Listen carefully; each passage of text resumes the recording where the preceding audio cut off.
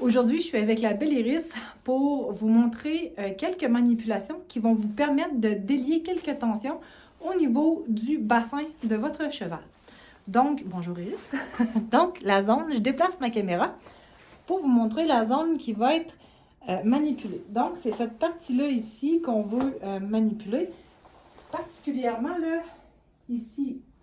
Donc, je vais vous demander de trouver vos tubérosités sacrales. C'est la partie la plus haute. Et là, il y a un os ici. Donc, voilà, j'ai ma tubérosité sacrale ici qui me permet de déterminer le point le plus haut de ma croupe. Et l'autre point que vous devez trouver, c'est votre hanche qui se trouve en fait juste ici. Si vous ne savez pas comment la trouver, vous savez ici, là, au niveau du flanc, le poil, il fait comme un... Il est à rebrousse-poil, là, donc suivez-le. Et tout en haut de ça, vous allez trouver la tubérosité, en fait, osseuse qui représente la pointe de hanche. Donc, c'est environ de cette grosseur-là ici là, pour Iris. Donc, c'est les deux points, en fait, que vous allez devoir trouver sur votre cheval pour pratiquer les manipulations que je vais vous montrer.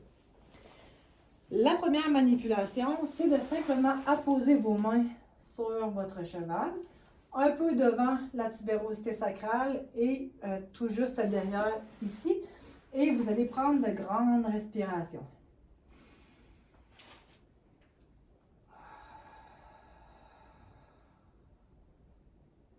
Bien important d'expirer tout l'air de vos poumons.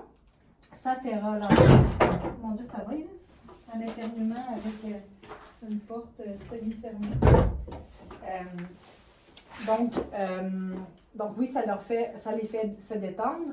Vous pourriez également bouger légèrement les mains de cette façon-là, mais pas de façon là, extrême et pas non plus de mettre de pression. Simplement à poser les mains sur le cheval.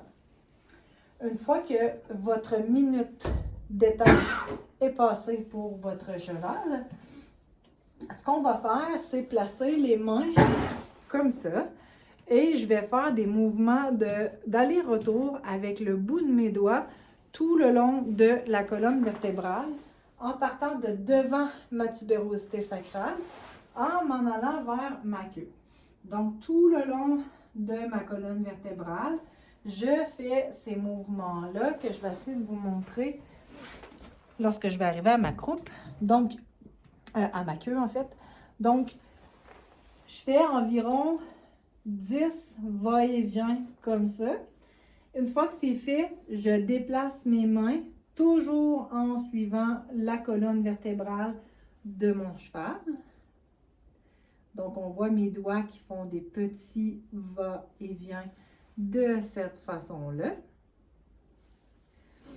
Une fois que ça c'est fait, vous allez faire la même chose avec vos doigts, mais au niveau de votre hanche.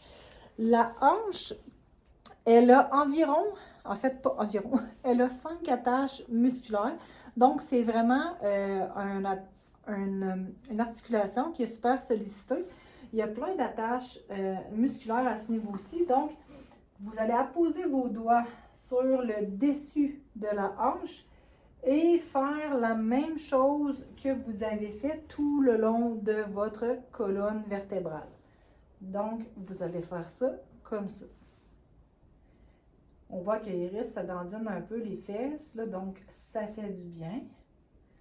Et une fois que vous avez fait ça, vous allez utiliser les bouts de vos doigts pour aller dessiner des espèces de lignes là, au niveau entre la hanche et la colonne vertébrale, tout le long comme ça en vous en allant. Si vous m'avez déjà fait appel en fait à moi pour traiter votre cheval, vous m'avez sûrement déjà vu faire cette manipulation-là. Donc, vous allez faire simplement des lignes comme ça en vous en allant vers l'arrière. Je pense qu'on voit bien. Je m'excuse, Iris. Je vous dis, cette manipulation-là crée un peu d'électricité statique. Donc, ça va être important, en particulier l'hiver, de faire attention à ne pas avoir un cheval qui est trop réactif à l'électricité statique. Donc, vous allez faire ça comme ça. et terminer le tout par une simple caresse. Donc voilà, si vous avez des questions, vous pouvez m'écrire sur Facebook, vous pouvez me joindre par courriel, je suis aussi sur Instagram, TikTok, donc vous avez YouTube, vous avez vraiment là, toutes les plateformes pour me rejoindre. Donc voilà, et bon massage avec votre cheval.